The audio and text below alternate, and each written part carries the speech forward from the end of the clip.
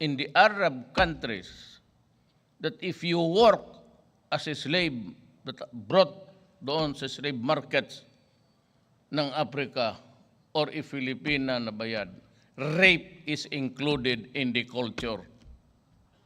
Raping ka ng amo mo, raping ka ng anak, maglinis ka sa bahay, pagkatapos maglinis ka pa doon sa daughter-in-law na bahay, tapos yung isang anak niya. That is why, what is the complaint? 3 hours on average. I'm telling you this because we are enjoying Christmas and we are hoping, but for those who have lost it, alam mo kung bakit?